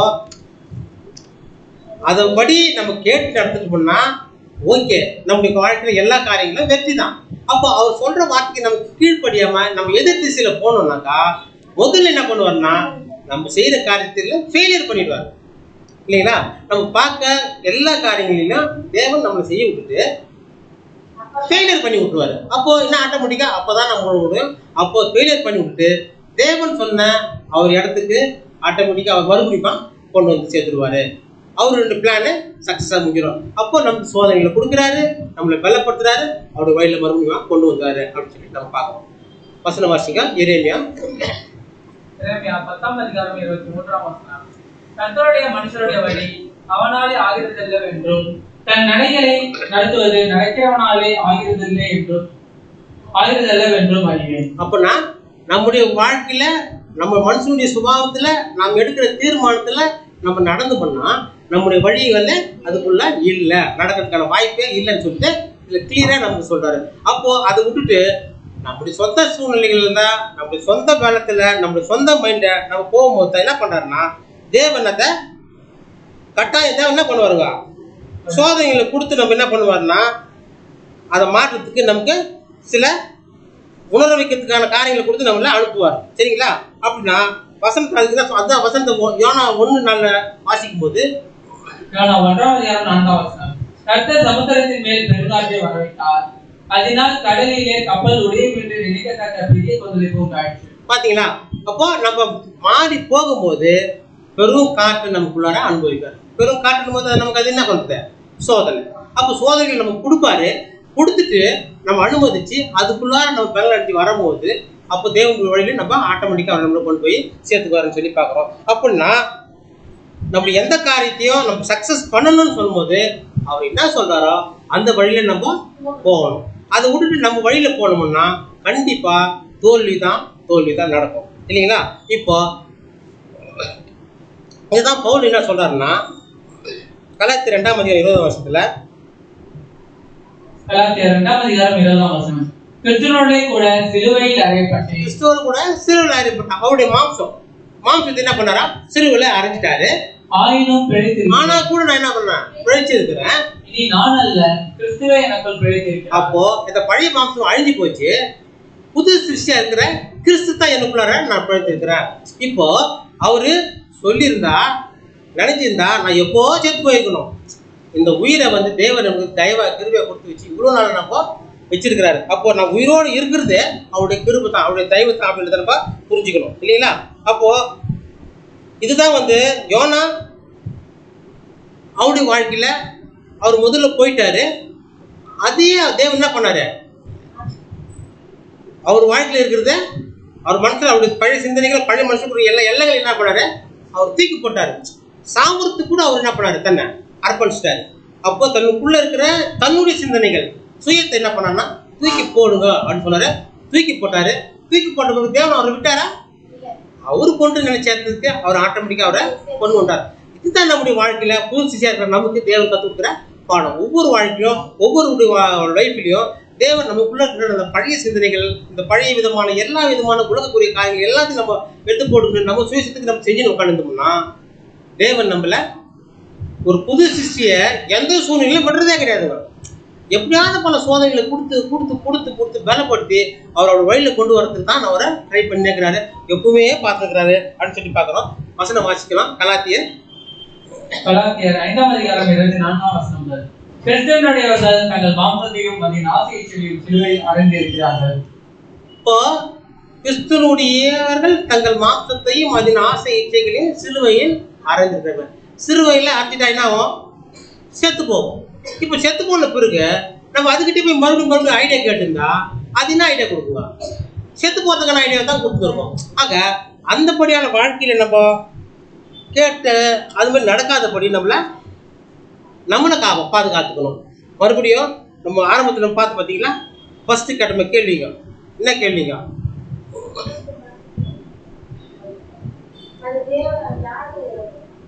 தேவன் சூழ்நிலையில கொந்தளிப்பு உருவாச்சு இல்லைங்களா? போகும்போது இயேசு கிறிஸ்து போன சீஷர்கள் இயேசு கிறிஸ்து போனாங்கல்ல படகுல, அவங்க கடல்ல போகும்போது ஒரு கொந்தளிப்பு வந்துச்சு. அது தானா வந்துதான் நார்மலா வந்ததுங்களா அப்நார்மலா வந்ததுங்களா அப்படின்னு பார்த்தாக்கா தானா நடந்ததா திட்டமிட்டு நடந்ததான்னு பார்த்தா தேவன் இப்போ நம்ம இவ்வளவு நேரம் என்ன பார்த்துங்க எல்லாம் இருந்தாலும் சரி புது சிஷ்யம் இருந்தாலும் சரி பழைய மனுஷன் இருந்தாலும் சரி அவர் சொன்ன திசையில் போனாலும் சரி அவர் சொன்ன எது திசையில் போனாலும் சரி எப்படி இருந்தாலும் நமக்கு கொந்தளிப்பு வரும்னு சொல்லணும். அப்படின் போது இவங்க நம்ம என்ன நினைக்கலாம்? அப்போ சாதாரணமா எல்லாருக்கும் தானா வரும். இப்போ முதல்ல நம்ம என்ன சொன்னோங்க திட்டமிட்டு தான் வரணும். அதெல்லாம் இப்போ வாழ்க்கை முடிவு நம்முடைய வாழ்க்கைக்கு நம்ம அப்படிதான் நினைச்சிட்டு இருக்கோம். ஆனா வசனங்கள் எல்லாம் நம்ம சொல்லும் போது ஒவ்வொருடைய புது சிருஷ்டி வாழ்க்கையிலும் சரி எல்லா காரியங்களும் தேவன் அது தானா வரும். வர காரியங்கள் எல்லாவற்றையும் நம்ம மேற்கொள்றதுக்கு நம்ம பலனா இருக்கணும். சரிங்களா? தயாரா இருக்கணும். அதே மாதிரி தான் ரெண்டாவது யோனா போனாரு. யோனா போன அது படகுல நடந்த சம்பவம் தானா நடந்துச்சா திட்டமிட்டு நடந்தான்னு பார்த்தோம்னா அதுவும் தானா தான் வந்தது இல்லைங்களா? அது வந்தது ஒரு புது சிருஷ்டியுடைய விசுவாசத்தை அதிகரிக்கிறதுக்கு வந்துச்சு. இது பண்ணது ஒரு பழ மனுஷனுடைய வாழ்க்கை அவங்களுக்குள்ள இருக்கிற அந்த பழையத்தையும் இடம் எல்லாத்தையும் கொல்லணுன்றதுக்காயிட்டு தான் இப்படிப்பட்ட சூழ்நிலையில கொடுத்தாரு. கடைசியா சங்கீதங்களின் புஸ்தகம் 139 1-10 வரை வாசிக்கலாம். சங்கீதம் 139 அதிகாரம் 1ஆம் வசனம். கர்த்தாவே, நீர் என்னை ஆராய்ந்து அறிந்திருக்கிறீர். என் முன்காலங்களையும் என் எழுந்திருக்கிறதையும் நீர் அறிந்திருக்கிறீர். என் நினைவுகளை தூரத்திலிருந்து அறிகிறீர். இப்போ இவ்வளவு சூழ்நிலையிலும் கொடுத்தாங்க. எப்படி நல்ல காரியங்கள் செஞ்சாலும் தீமையா சோதனைகள் வருது, தவறான காரியங்கள் வந்தாலும் சோதனைகள் வருது. இப்போ எல்லாத்தையும் பார்க்கும்போது தேவன் எல்லாத்தையும் பார்த்து தான் இருக்கிறாரு. சரிங்களா? அப்போ தேவனுக்கு வேற வேலையே இல்லையா? சோதனைகளை கொடுத்துக்கிறாரு, இங்கேயும் சோதனை கொடுக்குறாரு. அப்புறம் தேவனுக்கு வேற வேலையே இல்லையா அப்படின்ற ஒரு சூழ்நிலை நம்ம கேள்வி எழுப்பக்கூடிய சூழ்நிலை வருது இல்லைங்களா? அப்போ அப்படி பார்க்கும்போது அவருக்கு வேற வேலையே இல்லைன்னு தான் சொல்றாரு. ஏன்னா அவரு ஒரு புது சிருஷ்டியும் தவற சூழ்நிலை அதை வீழ்ந்து போகாதபடி அவரை தூக்கி விடுறதுக்காகத்தான் தேவன் நம்ம எப்பவுமே கண்ணோக்கி பார்த்துருக்கிறாரு அப்படின்னு சொல்லி பார்க்கணும். இப்போ சங்கீத புத்தகத்துல 39 அதிகாரம் 10 வசனம் என்ன பண்ணோம்னா ஆராய்ந்து பாருங்கள் அப்படின்னு சொல்லி சொல்றாரு. இப்போ இந்த ஆராய்ந்து பாருங்கள்லாம் நம்ம அடிப்படை வேதாகமத்தில் நம்ம கேட்கும்போது ஆரம்பத்திலே இதுதான் சொல்லியிருப்போம் இல்லைங்களா? வேத வசனங்களை ஆராய்ந்து பாருங்கள். அப்போ அப்பத்துலேருந்து நம்ம இதுவரை நம்ம என்ன பண்ணுக்கிறோம்? வசனங்களை ஆராய்ந்து பார்த்து தான் இருக்கிறோம் அப்படிங்களா? அப்போ அவரு நம்மளை கூட எப்பவுமே நம்மளோட கூட நம்மளை ஊக்கப்படுத்துறதுக்கு உற்சாகப்படுத்துறதுக்காகத்தான் நம்ம எப்பவுமே நம்ம ஆராய்ந்து பண்ணிக்கிறாங்க. அடுத்த வசனம், நான் நடந்தாலும் படுத்திருந்தாலும் என்னை சூழ்ந்திருக்கிறீர். என் வழிகள் எல்லாம் உங்களுக்கு தெரியும். பாருங்க, இப்போ இந்த வழிகள் எல்லாம் இவ்வளவு நாள் நம்ம பார்த்த பாடங்கள் பார்த்தீங்களா? இப்போ இந்த பாடங்கள் எல்லாம் நம்ம எந்த வழியில போறோம், எந்த வழியில போகல, எப்படி செஞ்சோம், இதுக்கு இதை ஆப்டா இருக்கு பாருங்க வசனங்கள் இல்லைங்களா? நம்ம எந்த வழியில போனாலும் தேவன் நம்மளோட கொடுங்க இதை நம்ம பார்த்துட்டே தான் இருக்காரு அப்படின்னு நம்ம பார்க்கலாம். என் நாவில் சொல் பிறவாததற்கு முன்னே இதோ கர்த்தாவே அதையெல்லாம் நீர் அறிந்திருக்கிறீர். சொல் பிரவாகத்துக்கு முன்னே அப்படின்றாரு. அப்படின்னா இப்போ நாளைக்கு நடக்கிற ஒரு சம்பவம் இருக்குதுன்னா அது தேவனால திட்டமிடப்பட்டிருக்குதா இல்லையா அப்படின்னு என்ன சொல்லலாம்? எந்த காரணமும் தேவனால திட்டமிடப்பட்டிருக்குது அப்படின்னு தான் சொல்லப்படும். சரிங்க. முன்புறத்திலும் பின்புறத்திலும் நீர் என்னை நெருக்கி உமது கரத்தை என் மேல் வைக்கிறீர். முன்னாலே பார்த்துக்கிறீங்க, பின்னாலே எந்த சூழ்நிலையிலே நீர் எங்களோட கூட தான் இருக்கிறீங்க. உங்களுடைய ஆவிக்கு மறைவாக எங்கே போவேன்? எங்க போவேன்? எங்க ஓடுவேன்? நான் வானத்துக்கு ஏறினாலும் நீர் அங்கே இருக்கிறீர். அங்க போனாலும் அங்க இருக்கிறேன். நான் பாதாளத்தில் படுக்கை போனாலும் நீர் அங்கேயும் இருக்கிறீர். கீழே போனாலும் நான் அங்கதான் இருக்கிறேன். நான் விடைக்காலத்து செட்டைகளை எடுத்து சமுதிரத்தின் கடையாந்தரங்களிலே போய் தங்கினாலும். இந்த வசனம் பாத்தீங்கன்னா இப்ப யோனா என்ன பண்ணாருங்க, சமுத்திரம் தூக்கி போட்ட அடை கடையாந்தம் திங்கிறாரு. அதுக்கு வசனம் இதுக்கு ஆப்டா இருக்கு பாருங்க. இப்போ அங்கேயே உங்களுக்கு கை என்ன நடத்தும்? அப்போ அவர் கை எப்பவுமே நம்மள பிடிச்சு நடத்துது. ஏன்னா நம்ம எந்த சூழ்நிலையிலையும் தேவன் நம்மள என்ன பண்றாங்களாம், கைவிட மாட்டாரு. அப்போ நம்ம எப்பவுமே சரியான பாதையில கொண்டு போறதுக்காகத்தான் தேவன் இப்படி சூழ்நிலை எல்லாம் கொடுக்குறாரு, நடத்துறாரு அப்படின்றத இந்த வசனங்களை நம்ம பார்க்கிறோம். இப்ப பாருங்க, 2 பிரயாணங்களை பத்தி நம்ம பார்த்தோம் இல்லைங்களா? 2 விதமான பயணங்களை நம்ம பார்த்தோம். அப்போ முதலாவது பயணம் பார்த்தீங்கன்னா 2 பயணங்களும் ஒரே கடலில் நடந்துச்சு. 2 பயணம் ஒரே கடலில் நடந்தாலும் தேவன் அந்த 2 அதாவது ஒரே விதமா நடந்துச்சுங்களா? வேற விதமா தான் நடந்துச்சு. அப்போ 2 பயணங்களும் இந்த ஒரே கடலில் நடந்துச்சு. ஆனா இந்த 2 பயணமும் தேவனுடைய கட்டுப்பாட்டுல கொண்டு வரப்பட்டுச்சு. அப்போ தேவனுடைய கட்டுப்பாட்டுல கொண்டு வரப்பட்ட இந்த பயணம் என்ன பண்ணுச்சு, இந்த பழைய மனுஷனை கொண்டு போட்டுச்சு. கொண்டுட்டு புதிய மனுஷனை வாழ வைக்க தான் தேவன் என்ன பண்றாங்கன்னா இப்படிப்பட்ட காரியங்கள் எல்லாம் நம்ம அனுபவிச்சுட்டு ஒவ்வொரு நாளும் நம்ம கண்ணோக்கி பார்த்துனே இருக்கிறாரு அப்படின்னு சொல்லி நம்ம பார்க்கணும். அப்போ இப்படி தேவன் நம்மளை ஒவ்வொரு காரியங்களும் நம்மளை கண்ணோக்கி பார்த்துனே இருக்கிறாருன்னு நம்ம சொல்லும் போது நமக்கு பயம் வருதா, சந்தோஷம் வருதுங்களா? சந்தோஷம் தான் வருது. ஏன்னா தேவன் நம்மளை எப்பவுமே அந்த பயத்துல கொண்டு போறதுக்கு நம்மள அனுமதிக்க மாட்டாரு அப்படின்னு சொல்லிட்டு நம்ம பார்க்கறோம் இல்லைங்களா? இதுதான் என்ன சொல்றாரு, நம்ம அவருடைய சத்தம் நம்ம இடது பக்கம் வலது பக்கம் சாய்ஞ்சாலும் அவருடைய சத்தம் எப்போதும் நம்முடைய காலில் ஒழிச்சுனே இருக்கும் இல்லைங்களா? அப்படின்னா நாம தேவனுடைய வார்த்தைக்கு கீழ்ப்படுத்தி நம்ம நடக்கும்போது அவர் சொல்ற சத்தம் எப்பவுமே நம்மளை காதில் இருக்கிறோம். அப்போ யார் ஒருத்தர் கர்த்தருடைய சத்தத்துக்கு அவருடைய சத்தத்தை கேட்டு யாரெல்லாம் நடக்கிறாங்களோ அவங்க தான் யாருவா தேவனுடைய பிள்ளைகளா இருக்கிறாங்க. அப்போ யாரு அவருடைய வாழ்க்கையை தன்னுடைய தேவனை எதிர்பார்த்த வண்ணம் திட்டமிட்டு, அதாவது யார் ஒருத்தர் அவர் வாழ்க்கைய தேவன் எதிர்பார்த்தாரு இல்லைங்களா, அந்த மாதிரி எதிர்பார்த்த வண்ணமா இருக்கிறாங்களோ அவங்க தான் இவர்கள் எல்லாம் பெற்றுக்கொள்ளணும் என்பதை நம்ம புரிஞ்சுக்கொள்ளலாம். தேவன் தாமே இப்படிப்பட்ட வார்த்தைகளை கொடுத்து பிதாவுக்கும் தேவனுக்கும் புதிய சொத்தை எடுத்துக்கொள்வோம். அமைதியோடு கேட்ட உங்கள் யாவருக்கும் கிறிஸ்துவுக்குள் நல் வாழ்த்துக்களை தெரிவித்துக்